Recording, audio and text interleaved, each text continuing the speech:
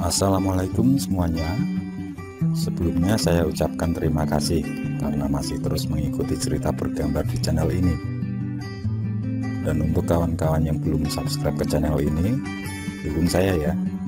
Klik tombol subscribe dan klik logo lonceng untuk bisa berlangganan gratis di video cerita bergambar selanjutnya.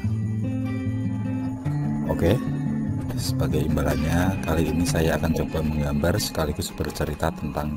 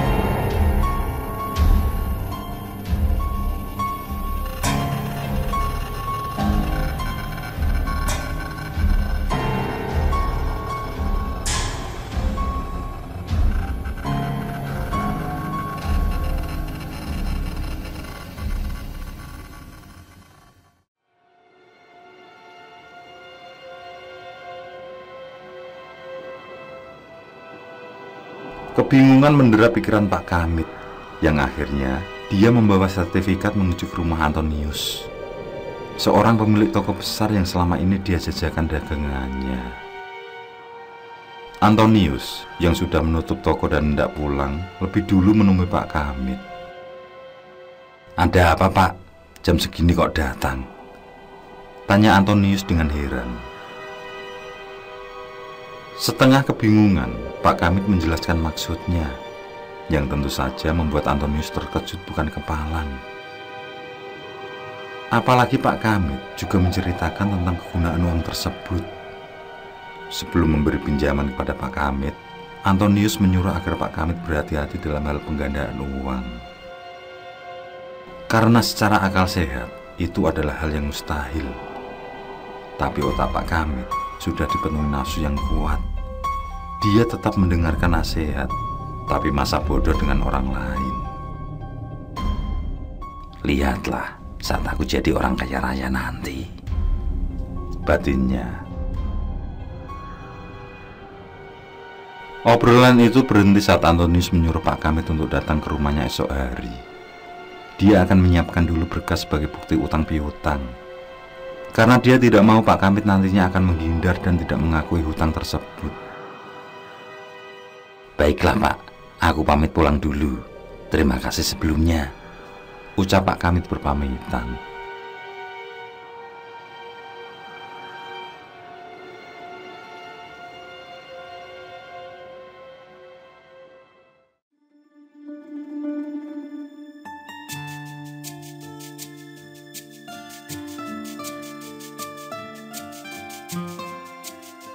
Setelah uang mahar terkumpul, dengan segera Pak Kamit kembali ke istana Abah Dimas Kumayan. Dia sudah tidak sabar untuk menjadi apa yang diimpikan selama ini, menjadi hartawan tanpa melenceng dari syariat agama. Itu menurutnya. Dia menyerahkan mahar kepada bawahan Abah Kumayan. Kemudian dia disuruh menunggu sekitar 3 jam lamanya. Setelah itu, kembali dia ditemui seorang tangan kanan Abah Kumayan. Diberikannya uang 1 juta dan beberapa raja yang ditaruh di dalam kain mori hitam. Setelah diberi penjelasan tata caranya, Pak Kamit langsung disuruh pulang agar hajatnya cepat terkabulkan. Dia juga disuruh langsung melakukan ritual tersebut begitu sampai rumah. Sebelum beranjak pulang, Pak Kamit bertanya tentang keberadaan Abah Dimas Kumayan. Dia merasa belum puas kalau bukan Abah sendiri yang menemui. Tapi dengan berbagai alasan, lelaki tersebut menyimpan keberadaan Abah Kumayan. Seolah orang yang dianggap sakti itu menghindari segala pertanyaan para tamunya. Abah melakukan ritual agar semua berjalan baik, sehingga akan berhasil nantinya. Lelaki itu melontarkan alasan terakhir, yang langsung membuat Pak Kamit beranjak pulang.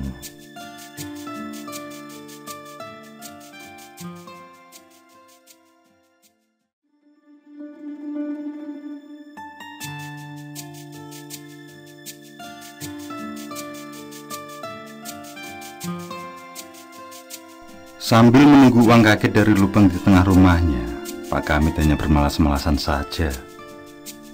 Dalam seminggu paling-paling 3 hari dia berjualan asongan. Pikirannya terus melayang dalam khayalan. Dia mulai merencanakan tentang apa yang akan dibeli saat berlimpah harta. Dia benar-benar hidup dalam ilusi. Kalender dalam rumah terus dipantau untuk memastikan kapan semua daun itu berubah menjadi uang. Hingga waktu yang dinanti pun tiba. 21 bulan sudah terlewati. Sesuai perintah Abah Kumayan, dia akan membuka lubang tersebut tepat pukul 12:30 malam. Dengan wajah penuh kegirangan, dia mulai mengambil raja yang ditempel di penutup lubang. Ditaruhnya daun pisang itu dengan perlahan. Tapi, dia serasa tersambar petir saat melihat semua. Dedaunan itu hampir habis dimakan rayap. Saat disibak, hanya kecoak dan hewan kecil lain yang muncul berlarian. Hah? Kenapa ini? Gumamnya dengan jantung berdetak cepat. Bu Amiroh yang melihat hal itu hanya mampu mengelus dada dengan perasaan hancur. Dalam pikiran kalut, malam itu juga Pak Kamit berangkat menuju istana Abah Kumayan. Sepertinya tidak ada yang salah.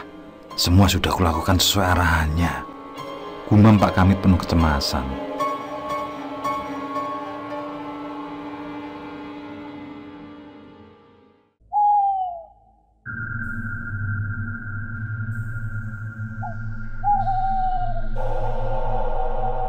Pukul 9 pagi, Pak Kamit tiba di istana Abah di Mas Kumayan. Tampak semua begitu ramai dengan para tamu. Terlihat dari kejauhan, tamu baru berada di depan aula, sementara tamu yang pernah datang masih tersebar di halaman. Dan anehnya, ada pula yang mendirikan tenda di lain tempat. Sekitar 6 tenda ada di sana. Pak Kamit menuju masuk, yang langsung diinterogasi anak buah Abah Kumayan di pintu gerbang. Begitu tahu Pak Kamit merupakan tamu yang pernah datang dan belum berhasil, dia langsung disuruh menunggu dengan jaga jarak pada tamu yang lain. Orang itu juga mengatakan kalau Abah Kumayan akan menemui sebelum zuhur nanti. Belum sempat Pak Kamit mencari tempat untuk beristirahat, terdengar panggilan agar semua tamu yang pernah datang masuk ke salah satu ruangan, di mana Abah Kumayan sudah menanti di sana. Langsung saja Pak Kamit menuju ruangan yang ditunjuk. Dia berharap ada jalan keluar yang menjadikannya berhasil. Setelah semua masuk, pintu langsung ditutup. Abah Kumayan dengan berwibawa menanyakan apa yang menjadi keluhan para tamu lama itu. Dan pada intinya semua sama, yaitu tidak berhasil. Yang penggandaan uang, kasusnya sama persis dengan yang dialami Pak Kamit. Yang uang balik, tidak menemukan uang tersebut berbalik pada pemilik. Dan yang minta dana gaib, belum juga mereka mendapat apa yang dijanjikan. Bahkan mereka tidak dilibatkan dalam penyedotan uang tersebut.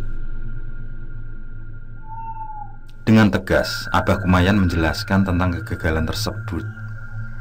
Abah justru menyalahkan para tamunya yang dianggap melakukan kesalahan, termasuk kurangnya kemantapan di hati mereka. Dan sebagai jalan keluar, Abah menyuruh mereka mengulangi ritual. Untuk kali ini, dia mengatakan 6 bulan pasti akan berhasil.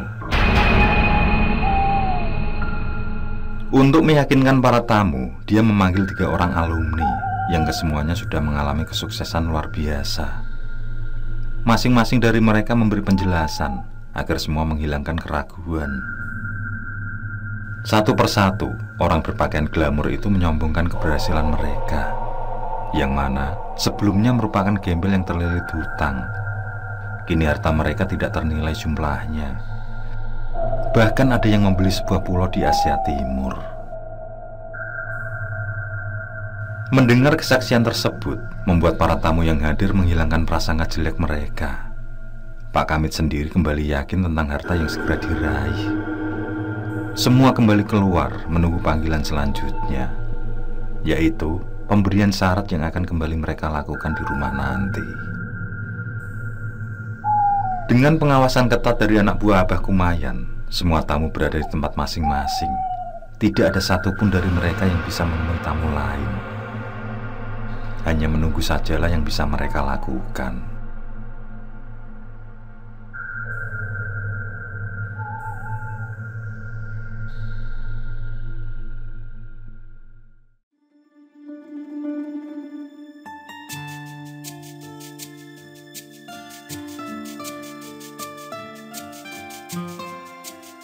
Setelah mendapatkan syarat dan penjelasan yang sama seperti awal dulu, sekitar pukul 4 sore, Pak Kamit kembali pulang.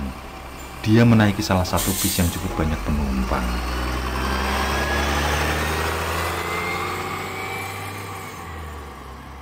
Bapak dari tempat Abah di Mas Kumayan? Tanya seorang perempuan yang duduk di bangku sampingnya. Pak Kamit menjawab dengan anggukan kepala. Aku meragukan kesaktian orang itu. Atau mungkin dia seorang penipu belaka. Lanjut perempuan berusia sekitar 50 tahun itu. Pak Kamit mulai gundah hatinya mendengar ucapan wanita tersebut. Kembali wanita itu membuka obrolan. Kali ini dia bercerita tentang anaknya yang ikut di program Abah Kumayan. Setelah 5 kali mengalami gagal, akhirnya disuruh menginap di sana. Dan selama 5 bulan berada di sana belum juga mendapat apa yang diinginkan. Anehnya, sangatlah kesulitan setiap kali hendak menjenguk. Wanita itu dilarang masuk dan anaknya yang disuruh keluar. Wanita itu mulai menitikkan air mata saat menceritakan kondisi anaknya, yang seperti orang linglung dengan tubuh tinggal tulang dan kulit saja. Sebagai seorang ibu, tentu dia tidak ingin ada risiko lebih tinggi lagi pada anaknya, sehingga dia berusaha membujuk agar mau pulang. Aku suruh dia melupakan semua impiannya, tapi dia justru seperti ketakutan jika keluar dari rumah Abah Kumayan. Tutur wanita tersebut diikuti mengusap air matanya. Sudahlah, sangatlah banyak keluarga tamu yang mengeluh, Bu. Tapi mereka tidak bisa membuat keluarganya tersadar kembali. Kernet bis yang mendengar cerita wanita tersebut menimpali. Dia juga bercerita banyaknya tamu yang datang setiap hari. Juga banyaknya tamu yang belum berhasil mendapat sesuai janji Abah Kumayan. Pak Kamit hanya terdiam penuh kecemasan. Semua hartanya sudah dipertaruhkan, termasuk rumah yang dihuni saat ini. Dia coba berpikir positif menghilangkan pengaruh tersebut. Baginya, yang terpenting saat ini adalah kembali melakukan ritual.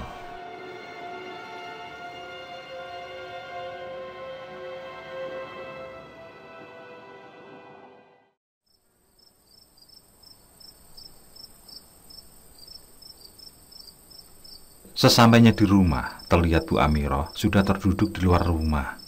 Padahal azan subuh belum terdengar. Apa yang ibu lakukan? Tanya Pak Kamit.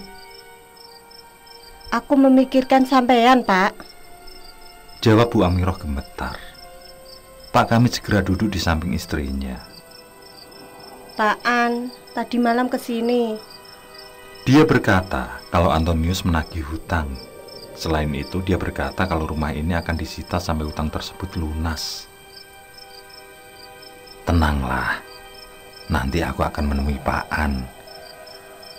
Aku yakin dia akan memberi tenggat waktu untuk kita melunasinya. Ucap Pak Hamid menenangkan istrinya.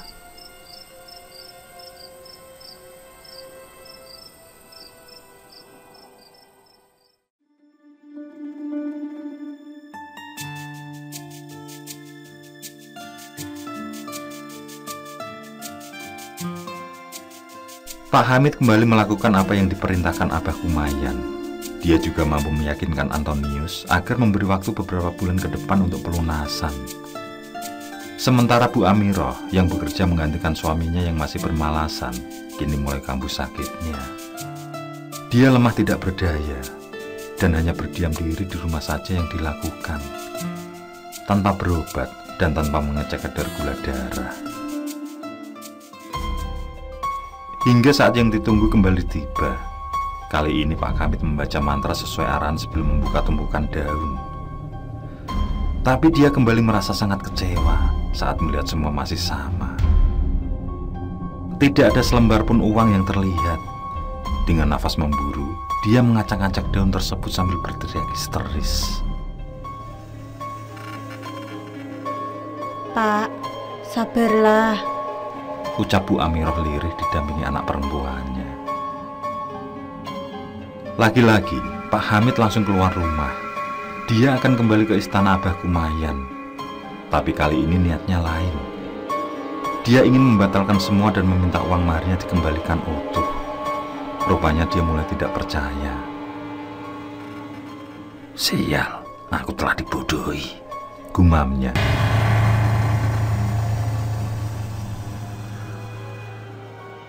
Saat sampai di istana Abah Kumayan, semua sudah berbeda, sepi. Tampak rumah itu dikepung garis polisi. Sementara di luar pagar, beberapa orang mengumpat dan menyumpahi Abah Kumayan. Ada juga yang terdiam sambil menangis, seperti trauma. Melihat itu semua, Pak Hamid tersadar. Tapi nasi sudah menjadi bubur. Kini dia mempersiapkan mental untuk tinggal di bawah jembatan.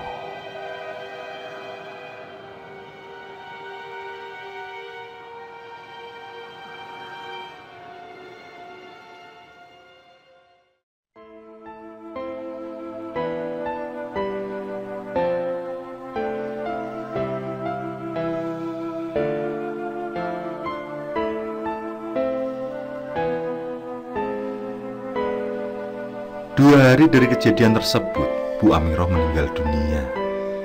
Disusul pengalihan rumah atas nama Antonius, di mana Pak Hamid diberi uang tambahan yang jauh dari harga normal. Bersama 3 anaknya, Pak Hamid kembali ke kampung halaman. Melihat kondisi yang sangat mengharukan, pihak desa memberinya sebuah lahan gigi atau tanah milik desa untuk ditempati. Atas bantuan warga setempat, dibangunlah sebuah gubuk di sana. Dan untuk membiayai kehidupan sehari-hari, Hana yang tidak lagi bersekolah menjadi pelayan di sebuah toko baju. Pak Hamid sendiri semakin hari seperti terganggu jiwanya. Dia menjadi linglung dan menghabiskan keseharian dengan melamun di belakang rumah. Dia tidak lagi memperhatikan kedua anaknya yang cacat. Justru para tetanggalah yang memberi perhatian pada anak tersebut. Dengan sabar, Hana menjalani kehidupan yang menjadi takdir. Dia berjanji akan selalu melindungi keluarganya, meski penderitaan itu tiada ujung.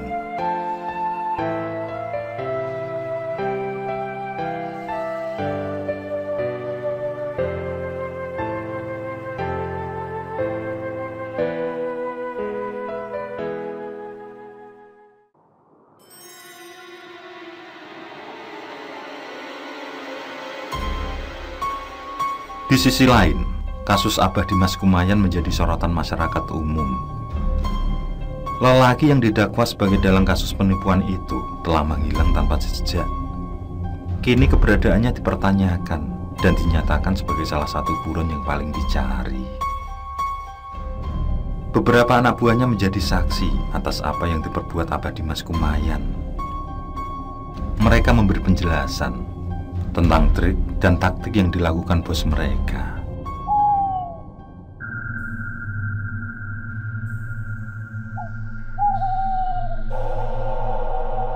Menurut tangan kanan Abah Kumayan, sebenarnya Abah adalah keturunan orang sakti dari luar Jawa.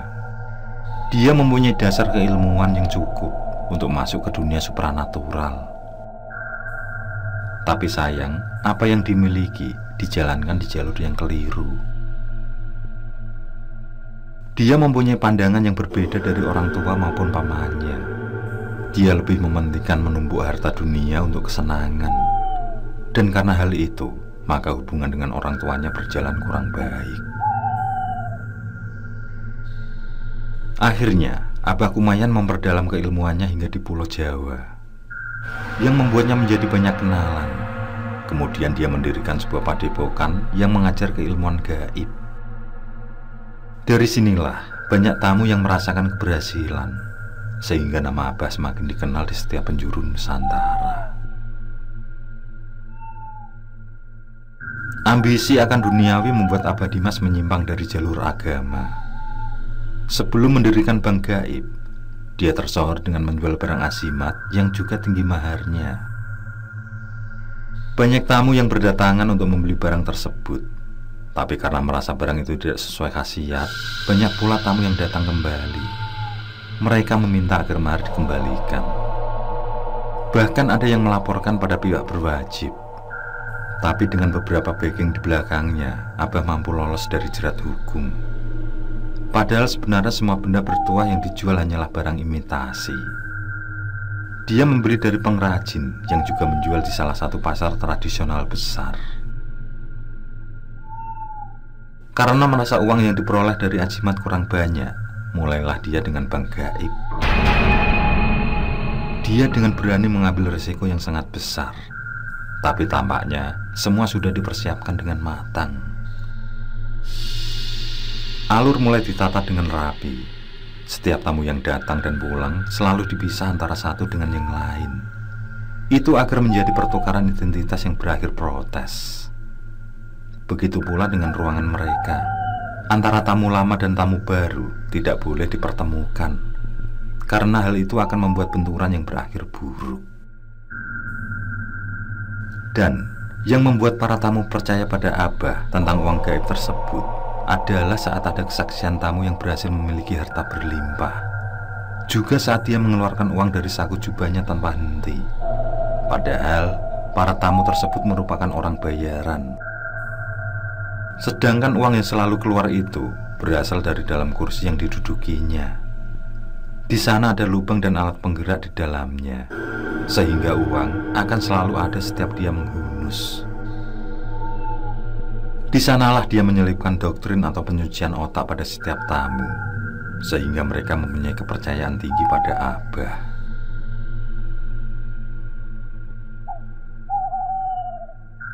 Mendengar penjelasan dari tangan kanan Abah itu membuat pihak berwajib geleng-geleng. Benar-benar penipu kelas ulung. Apakah Abah Dimas Kumayan benar-benar bisa menggandakan uang atau menarik uang gaib? Pertanyaan itu tidak ada yang bisa menjawab. Sebagian anak buahnya yakin kalau Abah bisa, sementara banyak yang tidak yakin akan kemampuan tersebut. Karena kenyataannya banyak yang tertipu, jelas-jelas tertipu. Bahkan korban ada yang nekat bunuh diri karena kegagalan yang menimpa. Tidak jarang pula yang mengalami kegilaan.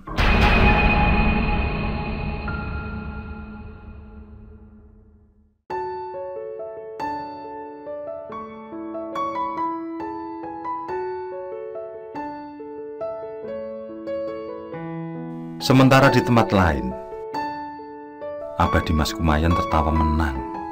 Dia mampu lepas dari jerat hukum dengan membawa banyak harta. Meski beberapa aset barang dan bangunan disita, tapi dia telah mengalihkan uang ke dalam satu rekening atas nama seseorang. Hingga dia mampu lolos ke luar negeri dengan mudah. Di sana, dia melakukan operasi plastik yang membuat wajahnya berubah. Tidak akan ada seorang pun yang mengenalinya lagi. Dan namanya berganti menjadi Idris Pasadewo. Tapi tanpa dia sadari, doa dari orang yang telah disakiti membuatnya dalam kesulitan hidup. Itu terbukti di saat kembali ke negaranya. Kali ini, dia berpindah ke salah satu di kota Jawa Barat. Sudah pasti dia tinggal di rumah mewah yang baru dibeli. Perlahan, ilmu kesaktian yang dimiliki semakin luntur. Di sana dia sering mendengar suara riuh dari para tamu yang meminta pertanggungjawaban. Selain itu, Abah juga dikejar sosok misterius dalam setiap tidur malam. Sehingga gangguan-gangguan itu membuat hidupnya tidak tenang. Dia menjadi depresi berat dan menuntunnya masuk ke dalam dunia terlarang. Dia menjadi pecandu obat terlarang untuk menenangkan batin. Tapi dugaan itu salah. Gangguan demi gangguan meneror setiap waktu yang membuat dia kesulitan dalam tidur. Hingga Abah semakin dalam penderitaan. Tubuhnya mulai hancur oleh obat-obatan. Dia pun mengalami kesulitan tidur yang membawa dia terus berjalan menyusuri jalanan. Harta yang berlimpah tidak mampu membantunya. Dalam kesulitan itu, tidak ada satu orang pun yang mau menolong, termasuk orang tuanya. Wajah ayah bundanya selalu datang membayangi menyuruh dia kembali dalam kebaikan. Orang yang telah melahirkan dan merawat, tapi justru dia durhaka pada mereka. Nasihat itu pun tidak digubris, mata hatinya telah tertutup kabut hitam. Abah menjadi setengah gila. Dia menyusuri sepanjang jalanan dengan berbicara sendiri. Pakaiannya lusuh, rambutnya gimbal. Bahkan mukanya hancur akibat dari operasi plastik yang dilakukan. Dia pun mulai tidak tahu akan istilah uang. Dia tidak mengenal benda yang selalu memperdaya selama hidupnya. Yang akhirnya dia meninggal setelah mengalami penderitaan panjang. Jasadnya ditemukan sebagai seorang gelandangan dalam kondisi hancur membusuk. Tidak ada seorang pun yang mengenalinya.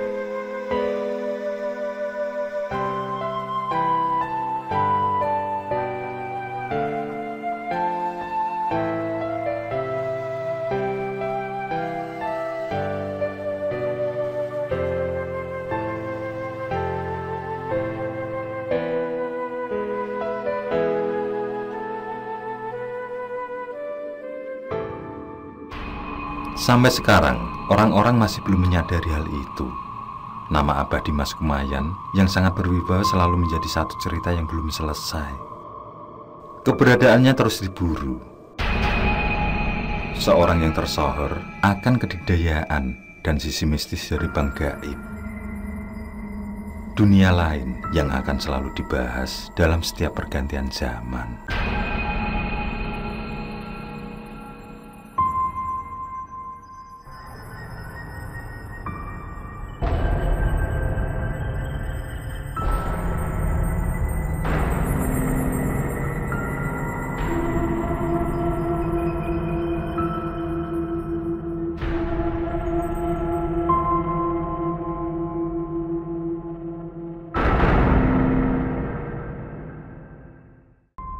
Oke, saya kira cukup cerita kali ini.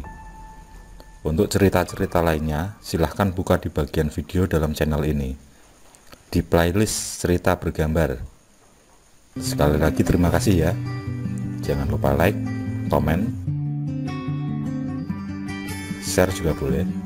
Dan untuk yang belum subscribe, langsung klik tombol subscribe. Semangat berkarya. Akhirul kalam.